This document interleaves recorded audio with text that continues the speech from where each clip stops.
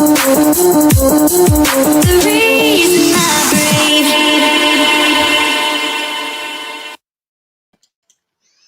Hi everybody, welcome to Children Matter. You're here with Katie-Jayne. So this live today has been requested by Neo. He also goes by Anone as well, so it's been requested to go through a few things about forced adoption. So yeah, please like, share. If you're new, subscribe as well. You'll hear me say it repeatedly throughout this, so I do apologise. It's one of them where I've sat behind the computer and let my anxiety build up before actually coming on instead of just getting out of the way and just coming on. So I do apologise. I do apologise as well if you do keep seeing me look down on my phone. It's just because we are streaming to 7 different places, so I do have to monitor everyone as best as I can. Hi everybody who's over on Facebook, everybody who's over on YouTube and VK. I'm going to have to get on VK just to share it, so I do apologise again. I swear down it's just going to turn into a Katie apologising stream, but, I'm going to let the numbers build up. We're 2 minutes in, so bear with me a second, we will get it started. We do have someone over on VK as well. Can't see who it is. So, hi, whoever's over on VK. I'm going to have to keep swapping back and forth on Telegram because Telegram is where the communication has been going on between myself and Anone. So yeah, again, it's never like I'm prepared. If I'm prepared, there's something wrong. Hi, Dean. So yeah, so as I said, this live's been requested. I was supposed to come on yesterday and do it, and the day before I did want to come on and talk a bit more about adrenochrome. I'm not, however, going to be talking about that topic today. Today I'm going to be talking about forced adoption. Hi, Andrew over on VK as well. Awesome. So yeah, it's going to be one of those lives where I'm going to be talking from my own experience and from what I've witnessed myself with my own eyes. The reason why I'm not going to be pulling up statistics and websites, obviously I'll direct you in the way of a couple as well. But yeah, it's one of them. I want to try and encourage us all to go and to look for yourselves. Hi, Smithy's joined us over on Facebook. Can't wait to get my hoodie. See you on Saturday. Don't you worry, Smithy. It's either in that bag or it's in the one down there, but it's in one of the bags. I've got 3 to fold up and to package and then put them away as well. So yeah, so it's going to be about forced adoption, my versions of forced adoption, my opinion, my perspective on it, what I've been through myself, what I've seen, and just try and go through there, try and educate people as best as I can over what forced adoption actually is. There's a reason why I'm bringing forced adoption up today. The reason why we're going into that topic and why I'm going to be focusing a bit on that is because obviously a lot of people know we're joining together in Nottingham this Saturday, which is the 22nd, for the children, for the kids that have been abused, for the veterans who have also lost their kids to forced adoption. And I want to try and shed some light on the matter because, yes, veterans have been losing their kids to forced adoption for a long time. Their symptoms, what they go through, their PTSD has been used against them. Yes, that is true. They've also been doing it with civilians like myself as well for a very, very long time. I mean, forced adoption alone, from my research, from what I've dug out, has been going on since 1934, which it's an extremely long time when you think about the state the country's in now, the type of world we live in now as well. It's not right. It just shouldn't. This is why people have that stigma of, oh, well, there's no smoke without fire. This is why people have that misconception over what forced adoption actually is and how it comes about. And we need to try and shed a light on that because people are being targeted. Max put commenting over on VK. Katie, I think you're doing a brilliant job, but when do people stop talking and take action against these bastards? Well, I think that time's coming. I think just before the lockdown, we were being pushed together. The state was pushing us together. During the lockdown, I think what was expected was that it'd break us, that it'd destroy the bonds, that it'd make everyone go distant with each other. And I think it's actually done the reverse. I mean, the digital demo alone connected Children Matter and myself with a hell of a lot of other campaigners, a lot of other groups, and a lot of different causes. So I think it is starting to come together, and I think we are getting to that point. And we're going to try really hard not to digress too much, but I do also want to, give a bit of time as well, so that obviously we can get more numbers in and we can get more people in. So instead of doing questions at the end, if anyone wants any questions now, we'll go through them now. Throw in your questions, your comments, throw them in. We'll go through them because it'll help us build the numbers up a bit. And then when we've done that, it might help explain the answers a bit more if I tell you my story. So I'm looking over on all the different platforms. We've got Jill over on Facebook as well. So Jilly, hi Darren, I hope you're all right. We've got a Great Brit, Sharon Bennett, Miles, I think it is. Oh, Miles, sorry. We've got Jill, we've got Laura, we've got Tanya, Mima as well. I keep putting everything on the screen that's furthest away from me, so I do apologise. Mima said, I'll be there Saturday. I hope to meet you, Kate. You're amazing. I'll be there. Just look out for the purple hair. I know it doesn't look purple on camera, and it is a bit washed out, but keep an eye out for the purple hair and you'll find me, not a problem. So yeah, guys, keep sharing because I do want to go through as much as I can about it because I do want to kind of introduce the topic to people who aren't already aware. I also want to try and encourage people as well to go and to have a look and see what it is. Today I found a picture of Darcy Rose on the adoption website. Would that be our one, Children Matter? Because we do have a missing page actually on Children Matter, and I will at some point, actually pull up the missing page on Children Matter. Yeah, so I will put it up as well because just the sheer number of faces that you see on the page alone, and all those pictures were put up in one day. That was just one day sitting. The sheer number of the amount of pictures that we got to put up was heartbreaking.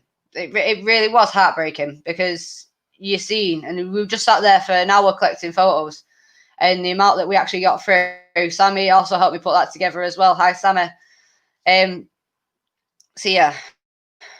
Well, so I'm not wasting everybody's time and not keeping everybody going on too long. A bit about me. A lot of people know about me anyway. But before, obviously, I got targeted by social services. I mean, I fell into the care system when I was in Germany.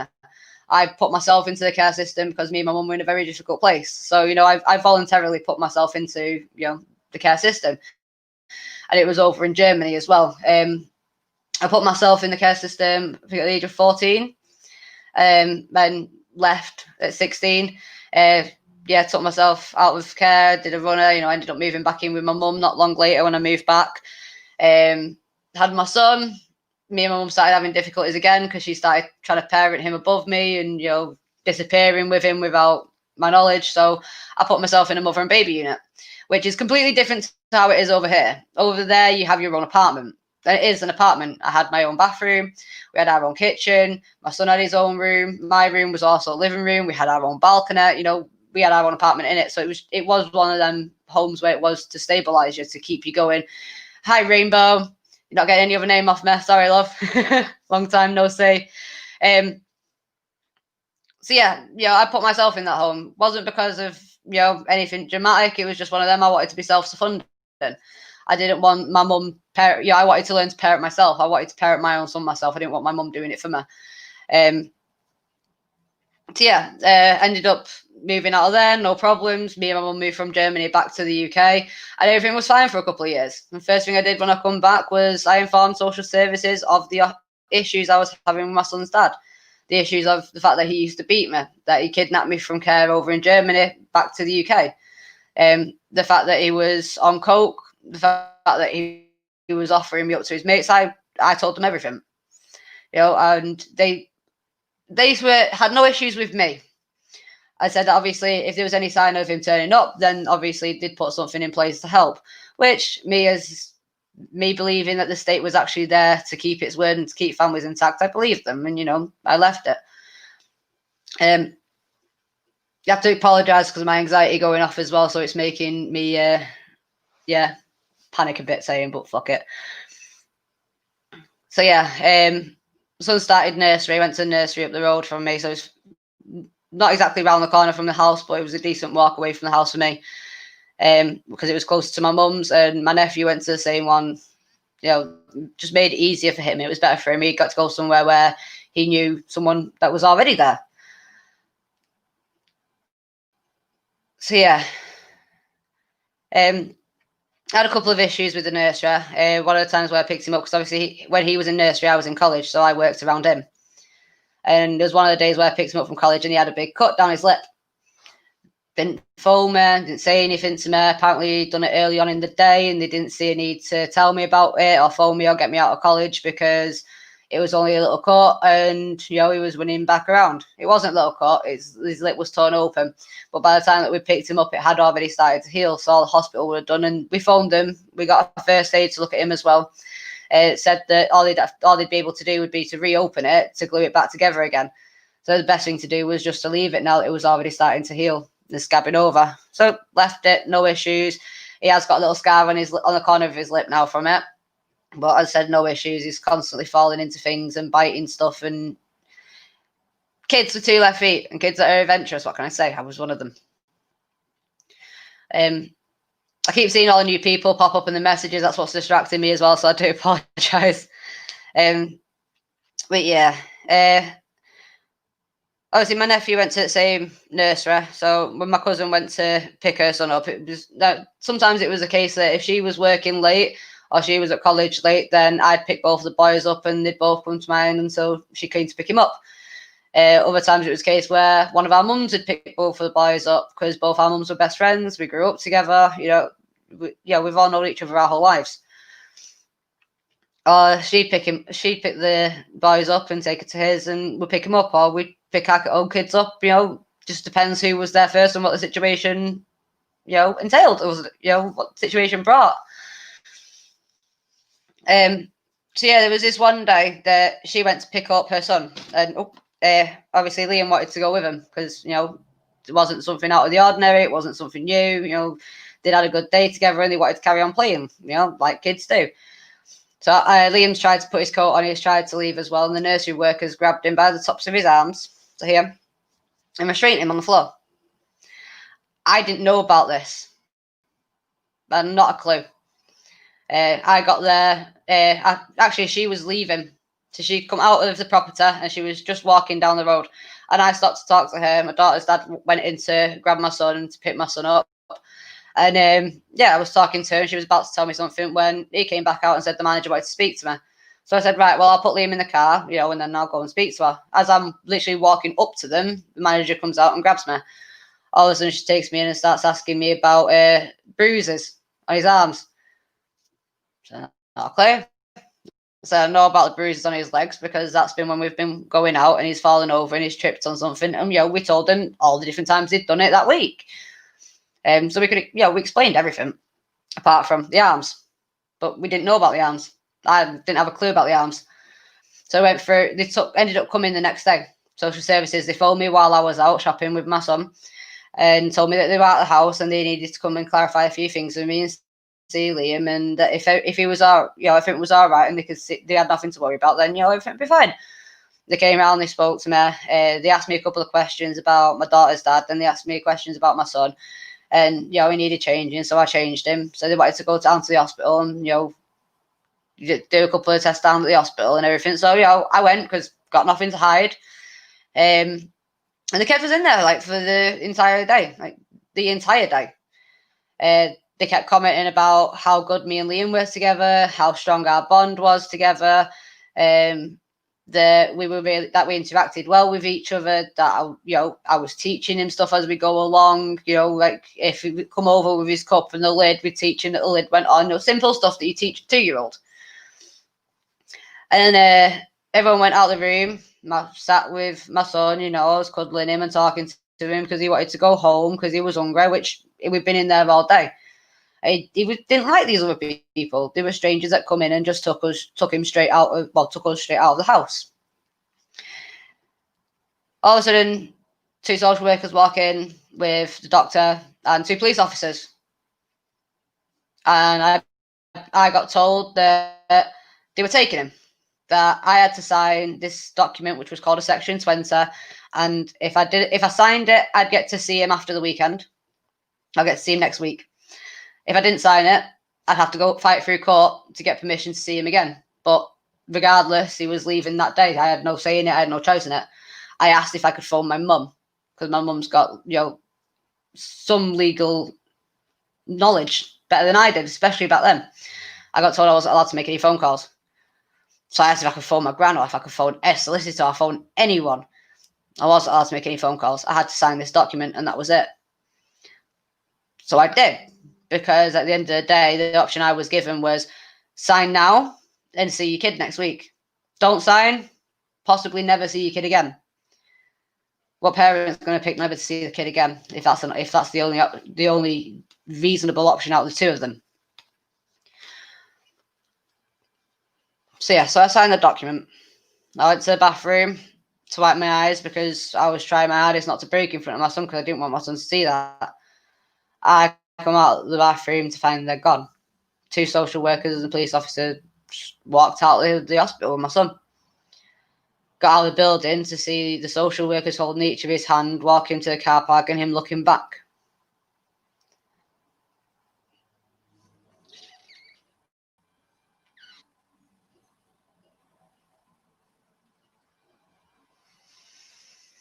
That look on his face, I'll never get out of my head.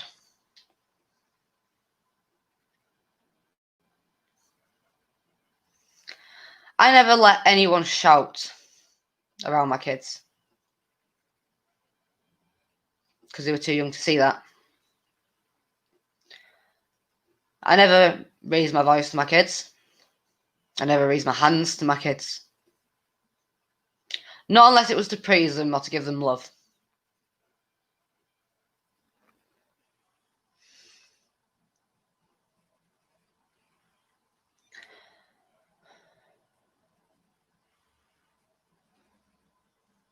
Turned up to every single day, every single court date I turned up to. Every meeting I turned up to. One of the contacts, I turned up to them. And I actually had sepsis at the time, septicemia. And I'd already been in crippling agony since the Friday beforehand. By the day I actually had contact, I was struggling to move. Contact centre is a 10-minute walk from my house. I had to phone a taxi while struggling to walk from my door to the end of the road where it picks you up from. I had to sit there and wait for the taxi because I knew if I waited inside, the taxi would have gone before I'd even got there. Spent the entire contact curled up in a ball playing with my son. My son never knew that I was in agony, never knew that I couldn't breathe, never knew that I couldn't move. All he saw was me sat on the floor with him, like I always did. I always sat on the floor with him. Difference was, I was in agony and I was keeping myself crippled. My kidneys were shutting down. I still went to contact. I still went. I still kept on a brave face. And I walked out of that contact centre after my son had been put in the car. And the next place I went was hospital to be diagnosed with septicemia.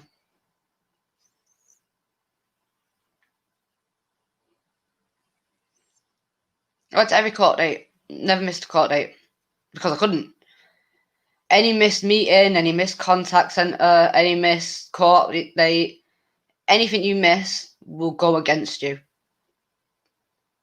They force you to live without income because you cut off at every income you've got. You go from benefits to getting a job, and then as soon as you've got a job, they tell you that your own personal being, your own personal social life is more important than your kids because you have to get a job because you can't not fund the house. You can't get benefits because you don't have your kids with you, so they get stopped, and then you get a job, and then you get criticised from you. Me personally, when I did it, I got a job, out in town. Like normally I was fucking work for myself anyway, but I couldn't do that with the state I was in, the state I'd let the house get to, because my depression got really bad because my kids weren't here for no reason. For what turned out to be someone else's mistake anyway.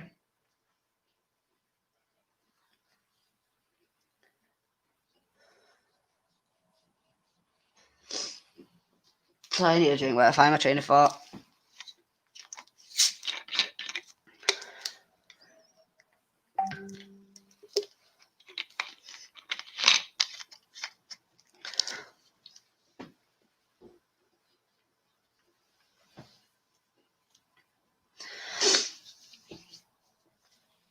I got a job, and the contact dates I had were all morning. They were all 9 to 10 or 9 to 10:30. That was it, all morning, 3 days a week. So I actually got a job that, I told them everything that was going on. Told them what I'd been through, told them what I was going through, told them the situation with my daughter, told them the situation with my son. And that was my daughter and my son. But I'm bouncing a bit forward just to give you this example.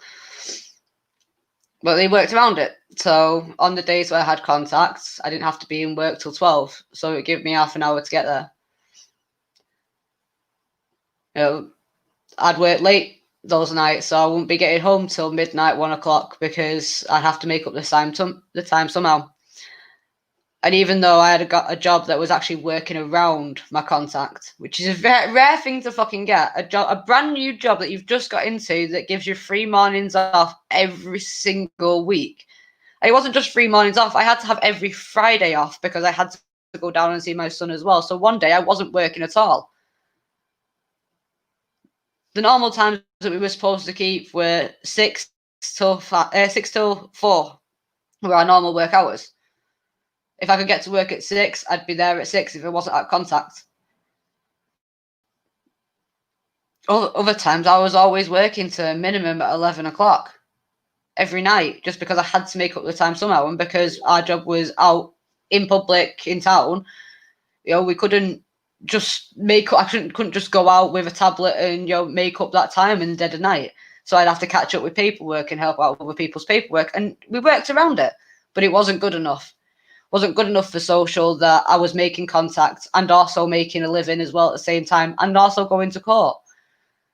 So they put it in the paperwork that I prioritised my own living and my own social life above my kids, when actually I didn't. I don't like town. My anxiety and my panic, I don't like town. At one point, I had that job and I had a waitressing job at the same time while doing contact just to make up the extra little bit of income, which still always went on my kids every time I went to contact. Every time I saw them, they always had whatever they needed. Because that wasn't someone else's job to do, no matter where my kids were. It was my job to do. Sorry for jumping ahead, but I needed to give you that. So going back to when my son had been taken, it was just my son. It was 8 months later. And I'd been to every court hearing beforehand and just got to the last day, and we'd already been pre-warned that it was more than likely at this hearing they were going to put Liam up for adoption. And I was dragging my feet about going in. I ended up going in, but I went in late, and it turned out my barrister and my solicitor had actually been round to my house twice to see where I was and to get me. I got into court and I was provided with a letter that come from the same doctor that saw Liam, the same doctor that gave the go-ahead to remove him. It was a letter of apology because the witness statements from when my cousin witnessed the nursery worker grabbing my son were accurate. They fit perfectly with the marks that were on my son's arms. So it was a letter of apology, a single letter. She didn't even turn up to court to apologise and say that the marks on his arms are explained. Therefore, every mark on him was explained and there was no reason for him to be taken. So I got an order for the end of that month for him to be brought back. So I got the house ready and everything for him coming back, and he did. And I had that sneaky suspicion the entire time that he wasn't going to be back for long. They wouldn't leave him. They wouldn't leave us alone. They were here constantly. They were constantly asking weird questions. They were constantly making me jump through every single hoop. They'd come round and randomly decide, oh, I'll check the cupboards. Oh, I'll check the fridge. So I made sure everything was always stocked. It's not like it wasn't anyway, but everything was always stocked. So they never had anything to put on me. Following months, they found out I was pregnant. No, when I say they found out, I told them. That was probably the biggest mistake I've ever made. Because I told them that that I was pregnant. I did wait. to tell them, because I wanted to make sure I was over 3 months pregnant before I told them, so that they couldn't force me into a termination, because it's not what I wanted. And they started watching everywhere. They started coming around a lot more often. Started just making sure I was constantly bombarded, making sure that there was never a day where there wasn't someone banging at my door, belling out my phone, sending emails or making accusations. And it was constant.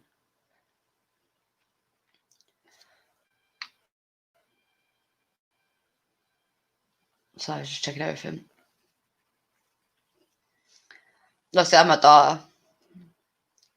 And when I had my daughter, when I asked them when I could take her home, should be a simple question for any new mum that's just had a kid. I got told they weren't sure because they needed to check with social that I'd actually be able to leave the hospital with her, because as it stands, I'm not allowed to. I'd never been informed about anything like this. I wouldn't have gone to the bloody hospital if I had. Not that one anyway. On the second day, they got through to a social worker, because obviously she was born on a Friday night, midnight. So it's not like anyone was going to be actively in the office. But they managed to let us home on Sunday. So I actually managed to bring her home for Mother's Day, because it was Mother's Day Sunday that she was born. Just after she was born. She was born on a Friday.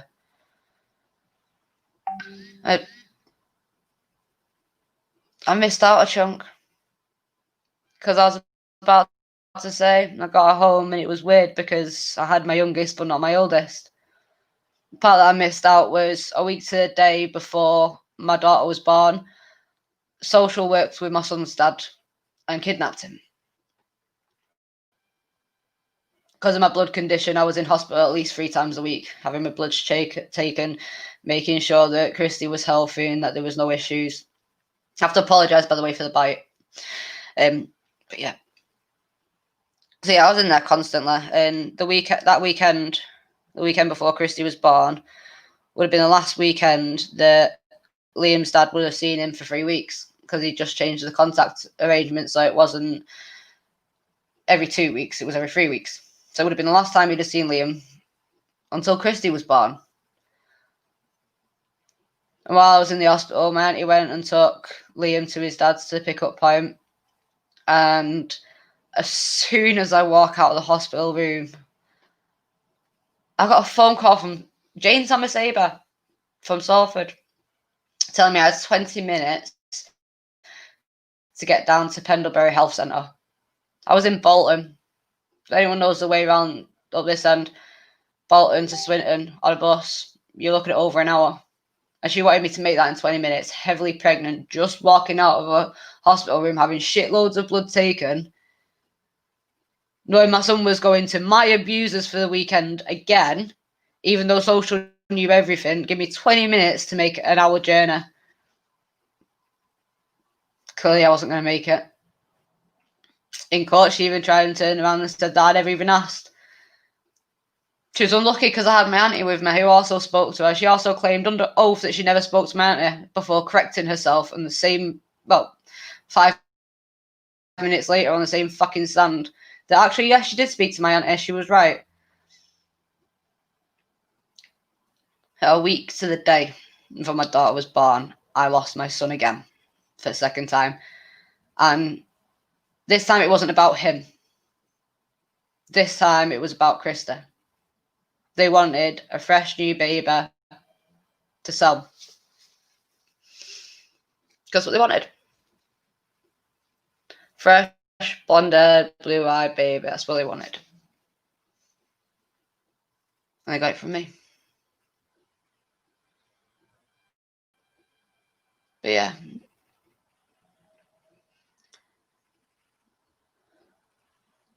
So yeah, I got home with her on Mother's Day, 2017. That was the first day I brought her home. Took him 7 months. Kerry Baxter, thank you, darling. Trying not to cry in a minute, but sorry. It took him 7 months to get my daughter. Because I wouldn't let him leave. I wouldn't let her out my sight. I was with her 24/7. If anyone wanted to look after her, I was fine. if they were family, because it was only family I dealt with them, it's fine. You can come and spend some time with me. You can have it for an hour while I get a kip. And they'd come round, and I'd kip on the sofa, and they'd have to stay here because I wouldn't let them take her out anywhere. They wanted to go to the shop with her, they'd have to wait me because I wouldn't let her leave. They used to take her to court with me because she was only a newborn baby, so she'd just sleep. Then she woke up, she just needed a bottle.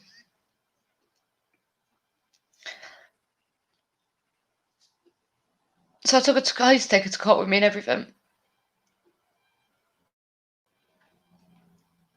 And they had the 3-day finding of fact hearing for my son. And all of a sudden, the court decided they weren't going to allow Chrissy to come in with me anymore. That someone else had to look after her, and they gave me an ultimatum.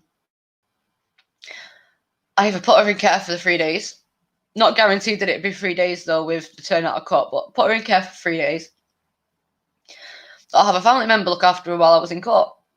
So I got a family member to look after her while I was in court, clearly. So I could still go home to her, I could still feed her, I could still put her to bed and still do the morning stuff.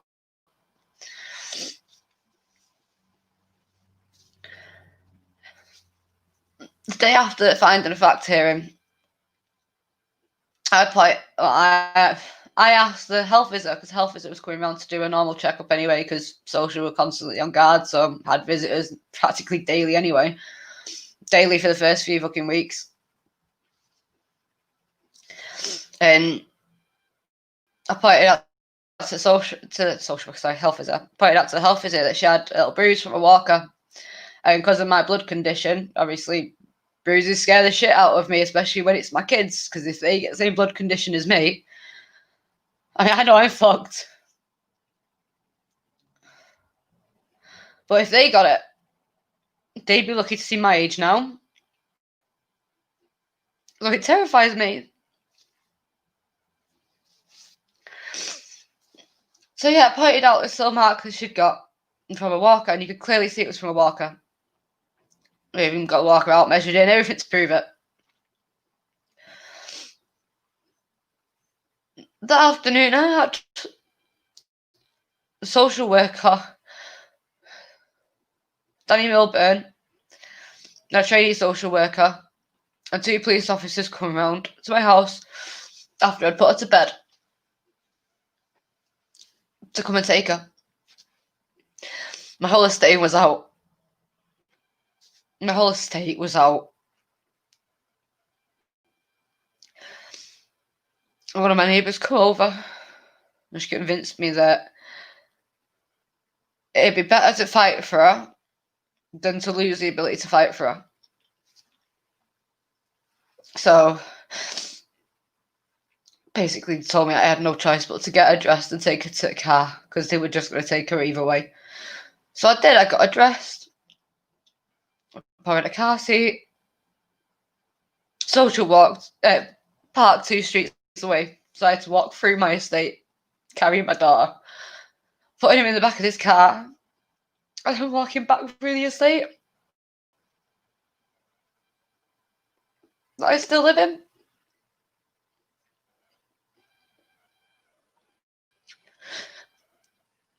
The humiliation and the embarrassment from walking your kid through your estate and walking back childless and then still living here.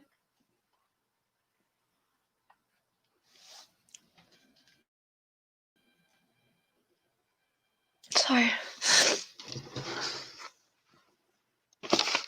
I don't think anyone wants to see me fucking tidy myself up, so I apologise. And before anyone tells me off for apologising, no. Mark Tisley said, "Are these the bastards from Swinton Town Hall?" That's the one. That's why we go down there every year. That's why we're there for my son's birthday every year.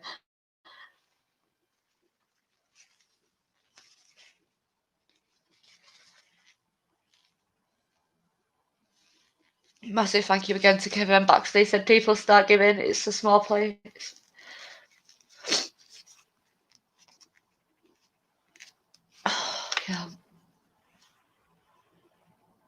This is why I don't go out my front garden. This is why I don't go out my front door.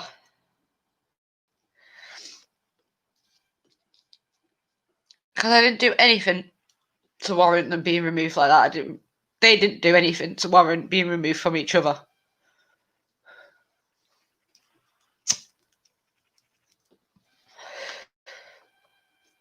Forced adoption is so common.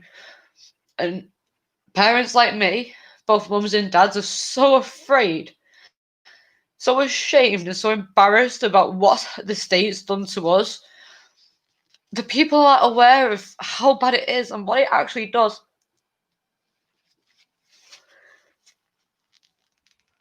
Every year, you come to it every 1st of July, every Christmas, you always find so many parents have took their own lives because they can't live with not having the kids with them anymore.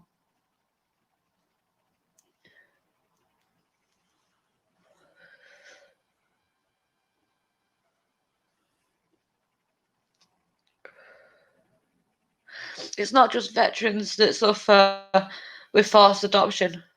Just like it's not just civvies that suffer with forced adoption. Parents from every walk of life are being killed, not just physically, but internally. This is the longest torture that I've ever experienced. And going through this is an entirely new emotion. And every year I remember the parents that I've worked alongside, the parents I've not had the chance of meeting. I remember them because someone's fucking got him.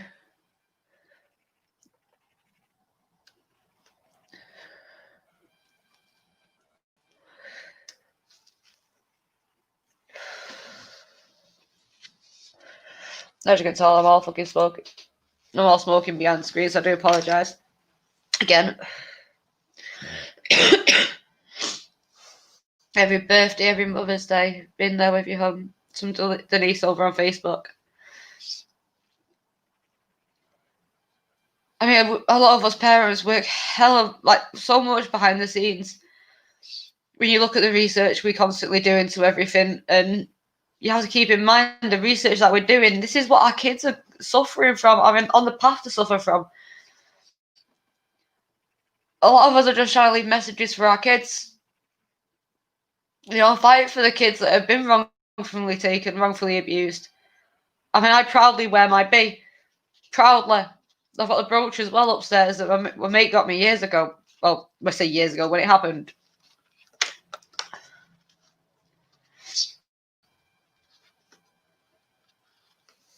We're losing our kids to enough causes without the state coming after them as well.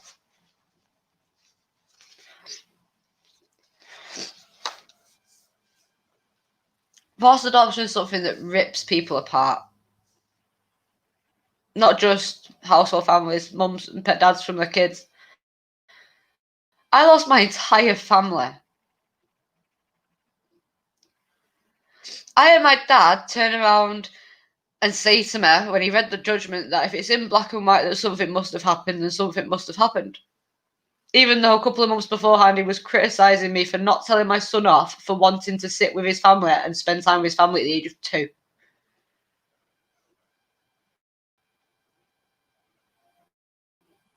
I had family, say to me that they want to get to know what happened, that they want to know what went on, they want to understand, and they want to be there. And then when I've said, okay, have you got time now? They've disappeared.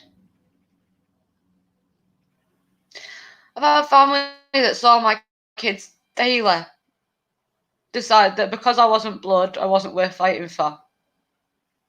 Hi, Active. Hi, King. Hi, Chris, as well.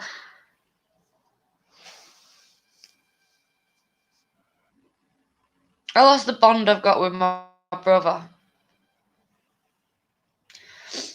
Me and my brother, we never used to lie to each other.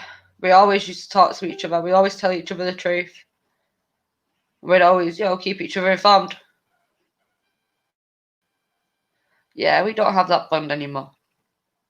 Still love each other. Still adore each other. You know, he's still my little brother. Never going to stop loving him. Never going to stop fighting for him.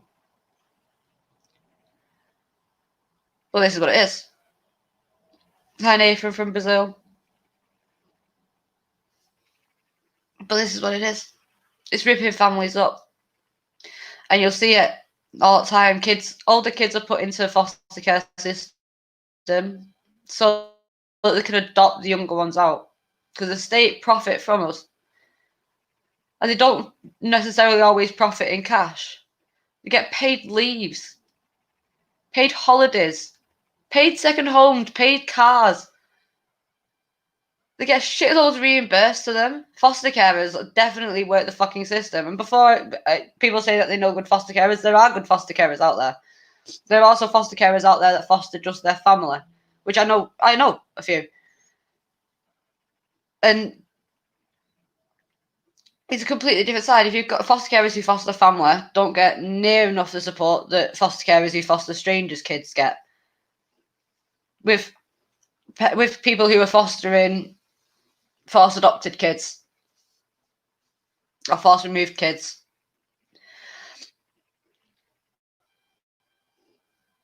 Again, last time I checked, it was £750 for the first child, and that was weekly. But parents don't get that kind of support. The only thing people could criticise me of with my parenting with my kids was the fact that I couldn't afford to take him on holiday every couple of months. I couldn't afford to give him, expensive stuff that he wasn't even old enough to have and he wouldn't have liked anyway. Because I didn't have the money that the foster carers have. That's why I failed my parent. That's why my parenting failed. Because I was a child of the care system. I failed as a parent. In one of the statements, they even put it down to my appearance. Do you know how demeaning that is when you get told in a court that because of your appearance and your tattoos that you shouldn't be a parent? And before anyone criticizes me, I didn't have all these tattoos when I had my kids. I had a top arm piece. I had a top arm piece, and that didn't have loads of tattoos like they implied that I did, like I do now. But they use anything. They use the crystal ball method. They don't have to prove that you have done something, just that you could.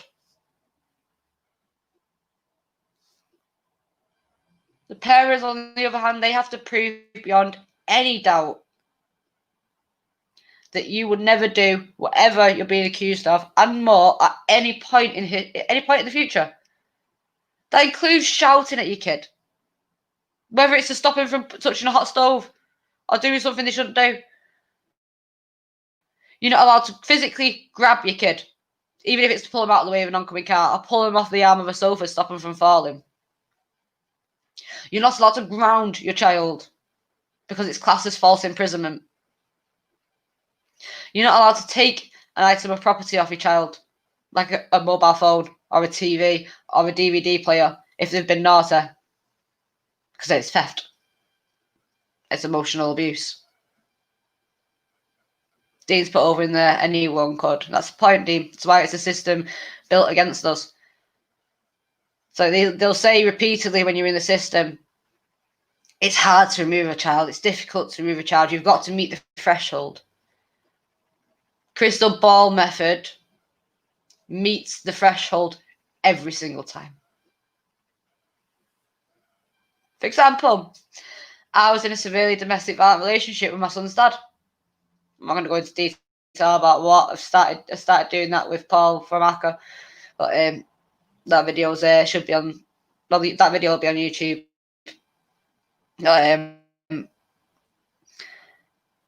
Yeah, I was in a domestic violent relationship where I was getting beaten on a regular basis from my son's dad. So they tried saying that puts me at risk of doing that to him.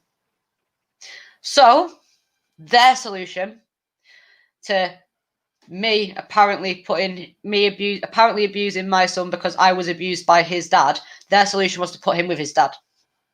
It's where he is. Their solution to getting my son to somewhere safe is to give him to my abuser.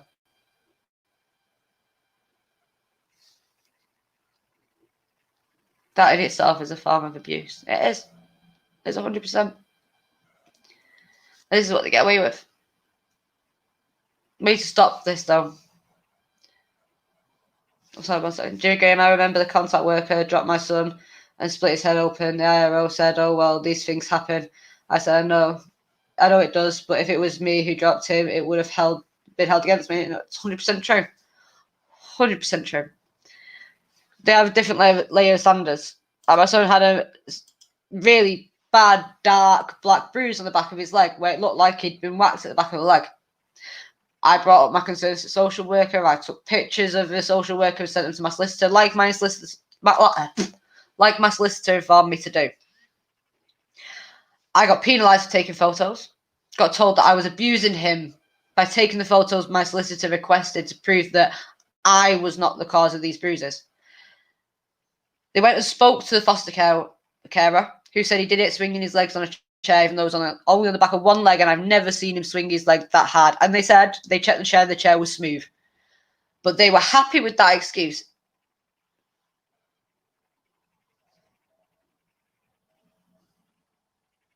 How could they be happy with reason, excuse, whatever you want to call it, when there's a clear, dark injury there?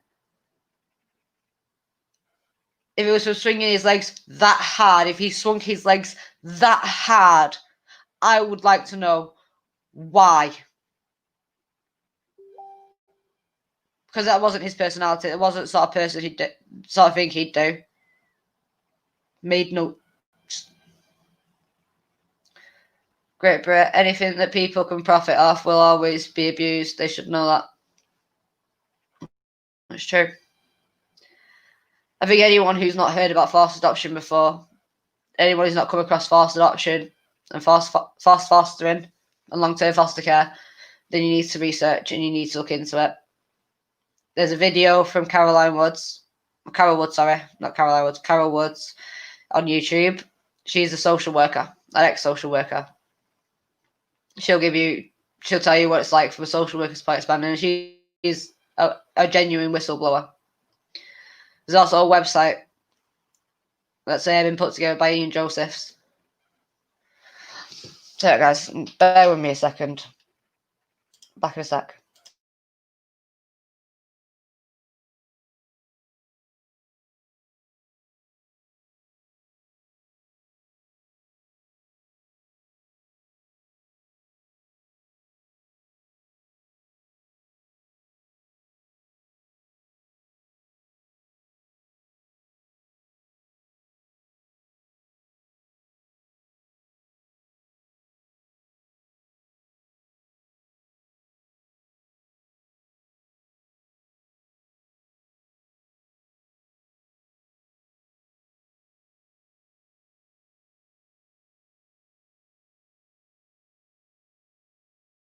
Sorry about that, guys. Mark's put over on VK. By the sounds of it, I don't think it would matter what you would have said. It would have been wrong. These people are pure evil. You know what? It shouldn't feel like that, but it is genuine. It is genuinely like that, 100%. It is genuinely like that, though. You're in there yourself, no legal experience whatsoever. You're putting everything, all your trust, all your hope, you're putting it into your solicitor and your barrister.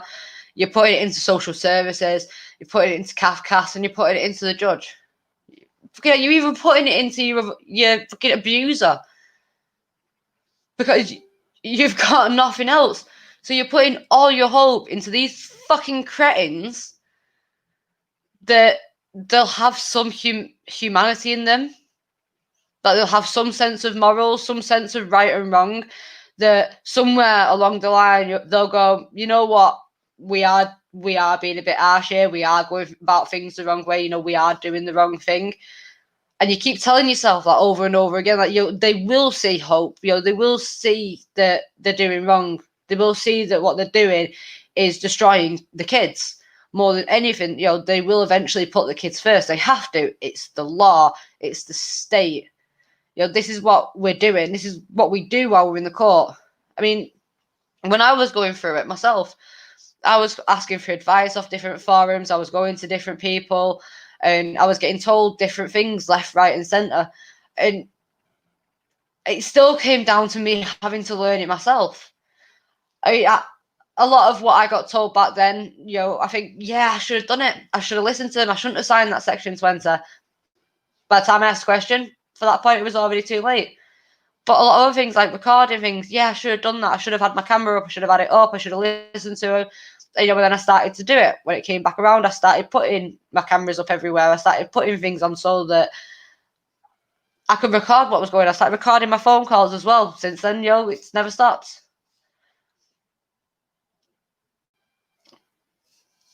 There's a lot of comments coming in. Sorry, guys. There's one thing I've not checked yet as well.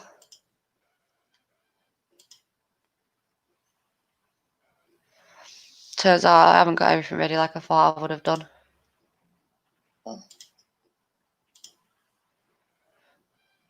Hi, Lily and Candy Cane. Nathan Matos and Gabby as well. Hi. Sorry, guys. I've been on the other screen. I've not even noticed. I do apologise for that.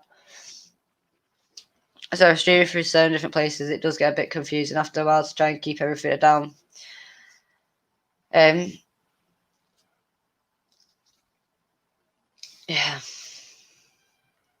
My first bit of advice with anyone who comes across forced adoption or comes across social services in general, even the police, record it. Don't sit back after and wish you'd have recorded it, because it's no good wishing. It's too late by that point. If you're in the presence of social services, you're in presence of the police, record them. It's your right to anyway, so you should just exercise that right as it is anyway. People should need to start getting fucking more comfortable with being out with their phones, myself included. Saying that, I might actually take myself for a walk in a bit just to kind of push myself to actually do that, but that'll be a stretch. Thanks, Jack. I appreciate that. Dean says they don't go by the law. My abuser was allowed to flee the country, never to be seen again. The system is not ours, it's theirs. I can't disagree with you. I don't think any of my abusers have ever served any time. And it's shocking, because we're being asked by our police over and over again, being asked by our state over and over again to believe in them, to put our money in them, to put our trust in them, our faith in them, that they'll make everything right. I'm sick of hearing we will. I want to start hearing we're doing. We've done. I want action needs to be actually taken now. No more, I'm going to do this and not doing it. Put your money where your mouth is and actually do it. It goes for all of us. It goes for myself as well. There's a little lecture to myself more than anything, to be honest. We do need to start putting our minds to everything, and we do need to start actually fighting for what we believe in. And that should be the key thing. We should be fighting for what we believe in on a daily basis. Not fighting to keep people silent, to just follow the herd and just keep their heads down. Why can't we be unique? Why can't we have this beautiful, colourful country that, fucking hell, red, white and blue, there's an estate round the corner from mine that's got its bunting still up. Yeah, the colours are faded, but fucking hell, I love it. I love going for a walk through there just because the bunting's still up and you can see the fucking patriotism and the colours and just the community fucking spirit. Where's that gone? Because I don't know about every other parent here, but I want my kids to have a community. I want my kids to know that when they live on an estate, if someone tries breaking into their house, their neighbours will be on the phone to the police. That if they're away from their home, there's something dodgy is going on, that neighbours will phone them and see what's going on, just check in on them to make sure nothing dodgy is going on. I want my kids to be safe in their community. I want my community. I want their community to be safe with each other, to look out for one another, like it used to be back in the old days. But I'll tell you one thing: if we had our communities back now, like we did then, there'd probably be a hell of a lot less forced adoption. You'd hardly hear of it as much as you do now. I mean, I can't be more grateful to the fact that the veterans have woken up to forced adoption. I really can't. It's one of them with me. Doesn't matter if you wake up late. What matters is you turn up to the party. So what if you turned up late to the party? You're fucking here now. Our kids need us. And until we actually start putting our own egos aside, because that's what a lot of this comes down to with the adults, we need to put our own fucking egos aside. Because at the end of the day, my story, which I've told you tonight, my kids are going down that line because they're classed as local authority care. Even though one's adopted and one's with my abuser, his dad, they're still classed as local authority care. So unless you want to see them here in a few years' time, telling you my story again, but their version of it, then we need to stand up now. Because next year, it won't just be me saying it. You will have hundreds more saying it, hundreds more shouting out, because we need to cut through the shame. We need to cut through the shame. There is no shame in what's happened to us. There's no shame in being a victim to the state. No, I'm not a survivor of forced adoption. I'm not a survivor of forced adoption. I'm not a survivor of the state. I'm still victim to the state. Because until my children are home, until we're able to rebuild and repair what's been damaged, I am still always going to be a victim. But you know what? I'm not going to be a silent victim. I'm not going to be a victim who's made to feel shame for someone else's mistake. Won't happen. I'm going to be the gobbiest victim you've ever seen. Because enough's enough. Too many parents have lost their lives because they've lost their kids to the state. Had their kids ripped from them by the state. No, it's like they want everyone scared of everyone. They're trying to separate everyone. They are 100%. But that's why it's important now more than ever to actually rebuild the community. If they want to break our community, then we need to put in extra effort to rebuild it. If it means more work for us, it means more work for us. Because at the end of the day, my kids are fucking worth it for me. My kids are worth the late nights. They're worth the tears. They're worth the heartache. They're worth the pain. My kids are worth it to me. So I guess all I can say to everyone is if your kids mean that to you, if your kids are your everything, if you want your kids to have the best possible life, then fight for what you believe in, and you will do. Thank you, Derek. So I'm not going to drag this on any longer anyway, because it was one of them where I got my anxiety going to begin with. But Google forced adoption. Actually have a look in it.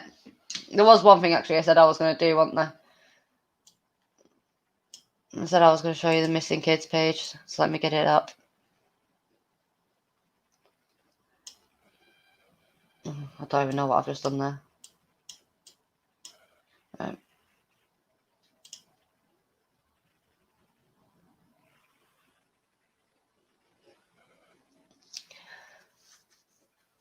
Had a bit of a hiccup the other day with the website, but it's all back to normal. So yeah, I just want to show you, obviously, the kids that we get up in a day. So if you go on the website, so it's childrenmatter.news. Get on the website. And if you go down to here, this icon. When it loads.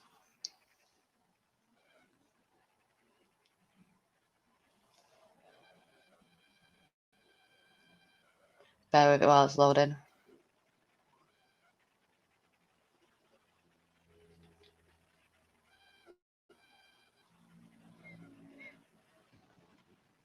I've got my final contact video up in the background with Krista. That was the last day I saw her. And there's what's under my tarantula tattoo if anyone's interested. But yeah, these are the kids that we put up. We put these up in one day.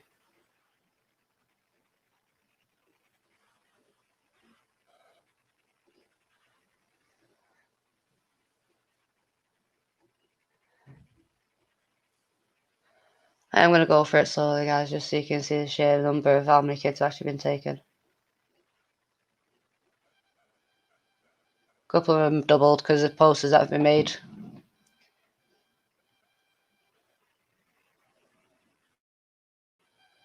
I do want to do another page as well, so I'm going to be putting up another post soon, probably on Facebook, to be honest, ask anyone if they want any of their posters going up on the website to send them through. So if anyone is actually watching this at the minute and they do want some going on, if you email them to support@childrenmatter.news, that'd be amazing. Keeps them all in one place and I can get them on my computer.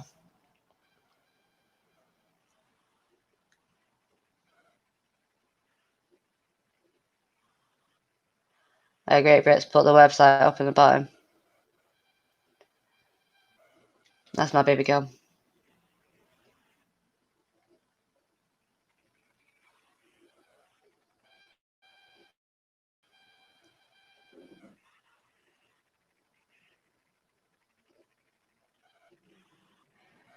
Denise asks what local authority was mine. Salford Social Services was my one.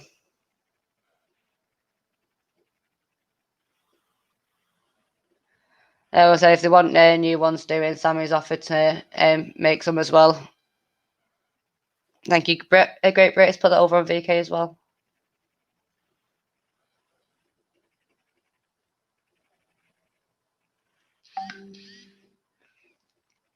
I said there's a few guys, as you can see.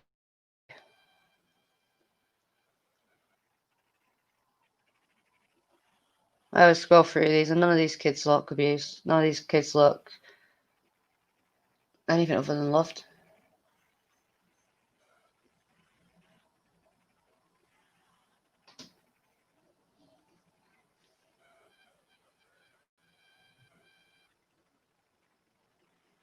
Thanks, Denise. Anyone who can come down to Swinton Town Hall on 19th of September, I'd be eternally grateful. Obviously, anyone going down the Saturday to Nottingham as well, 22nd.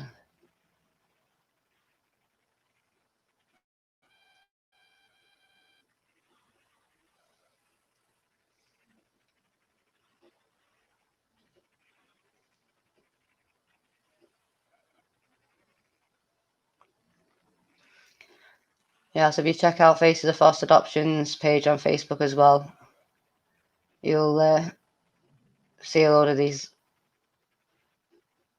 families as well. Gary said they're commodity. They shouldn't be them. They shouldn't be happening to our kids in the first place. Thanks, Denise. I really appreciate that. Hey, Katie, you can add them all to a PowerPoint and animation they appear on the screen, one pic per slide in the option somewhere. Yeah, it's just this is just well, basically the missing photo album over on the website.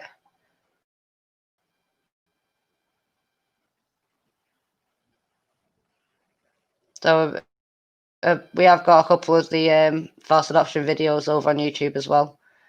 But this is just part of the website. This is just the album for the photos. Not Pembrokeshire there, that's up here, Acker's End.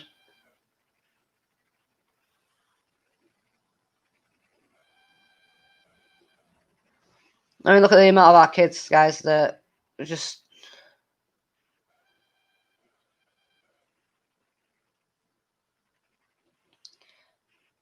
from happy and healthy at home to temporary foster care, and the result was death. This is what the UK call child protection. This is the reality of this.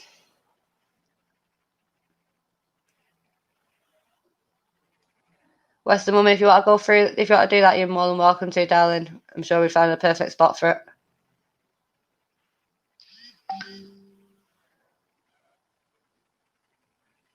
Carl's kids up there as well. I had the pleasure of meeting these two beauts. We've only found out the day his kids had the adoption papers signed that actually he's kind of related to my daughter. It's my son.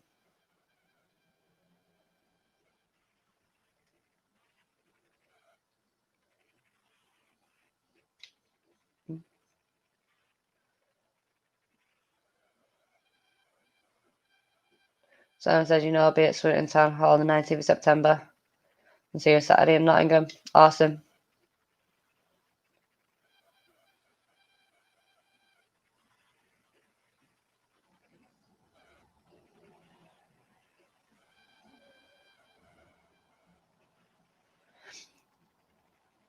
Where's my babies there? You can tell because of the yoga mat in the background. Actually, I mean Liam doing yoga that day. But yeah, these are the kids, guys. These are the kids that the state have been taking from our homes. And the majority of them are young children, if not babies.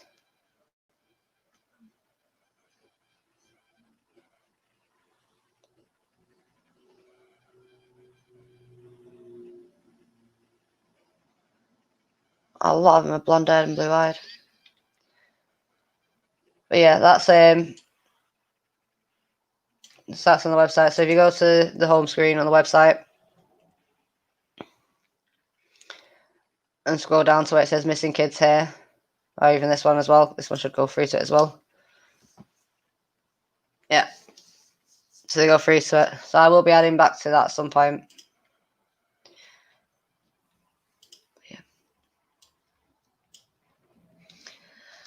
Yeah, thank you everybody who's joined us today anyway. I'm not going to ramble on for much longer. I think we got through the basics of it. But yes, if you've not heard about forced adoption and you don't know what forced adoption is, I'd beg you to go and research it. Go find out for yourselves, talk to a couple of people, watch a couple of videos, and you can see for yourself. I mean, the research is there. The evidence is there. And part of the evidence is the sheer number of people who are coming back forward about this and that have been doing for the last few decades. The numbers are also evidence. So go research. Apologies, may not be able to put the still photos up. 100% Jack. But yeah. So yeah, if you go research it, you'll come across a video from Carol Woods, and then you'll come across a website from me and Joseph's. They're the best two places to start. But I said that there's so many other places out there that you can get the information from. I guarantee you, if you type in forced adoption and the area that you're in or the main area near you, chances are you'll come across shitloads of groups. And give them a chance. Give these parents a chance to see for themselves, realize, acknowledge, get to know them and find out for yourself. Make your own opinion on what sort of person they are. Can I tell you what? The type of person I am compared to the type of person I was portrayed to be to get my kids was ridiculous. Denise's Carol Wood's been released, or she's still detained. No, I believe she's been released. If you check out on Jimmy the Hat's forum, Jimmy the Hat will be able to fill you in more on Carol Woods because she's more on Facebook. But last I know, she was released. He said, I've been shouting it out here in the US all week. Oh, that's amazing, King. You do come across some opposition with it of no, it didn't happen, or it didn't happen, and that's just the fear. That is the fear. It's a bit of the mind that tries to trick you into thinking, well, no, that doesn't happen, because if that happens, that means that any day they can come after my kids, and I don't want to go through that because I've seen what it's done to other people. So I think it is a fear mechanism as well that stops people from doing it, from listening and acknowledging. But we have to keep fighting. We have to keep reaching out, and we have to, keep trying to be there for one another. King, if you ever wanted to come on Children Matter and have a natter with me, you're more than welcome to. However, not tonight, because I am going to start wrapping up. I'm trying to at least open someone's eyes to what goes on to our children. Well, it may seem like you're banging your head against a brick wall, sometimes, but you're not. Sometimes it just sparks that little bit. If you can spark that little bit in them to actually go and research it for themselves, then they're arguing with themselves then when they've seen the research. So, yeah. Anyway, I'm getting tired, and we've got a busy weekend coming up, so I'm going to love you all. I'm going to leave you all. Please go look into forced adoption, look into foster care, look into family courts and social servicing, especially CAFCAS. That's not a problem, King. You're welcome. Email me anytime. Anyway, obviously people know me. I don't know if people know my email address or not, but it's just Katie-Jayne with a Y at childrenmatter.news. I think I've got it. If you can't get through to that one, then try support at childrenmatter.news. It should work as well. Say should. It does. Oh, I've gone off it. Right, well, I've not got my other one up, so that one I'll have to do. But if you email through to that one, then I can send you my other one. It's not a problem. So yeah. Don't like getting emotional on streams. It puts me off, and that's what it's done. So anyway, guys, thank you. Absolutely amazing for joining us. Please share this around everywhere. Please try and encourage other people as best as you can to listen, to acknowledge, do the research, and see it for themselves. Honestly, can't thank everyone enough. You guys have been absolutely amazing. And King says good luck on Saturday, raising ruckus over there. I'll check on in a couple of days, not a problem. We'll more than likely be doing live streams on YouTube anyway.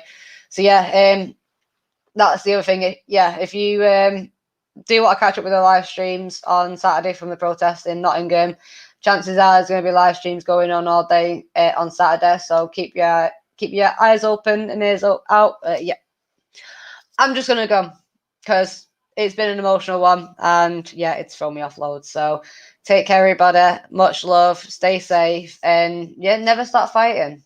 See you soon, guys. The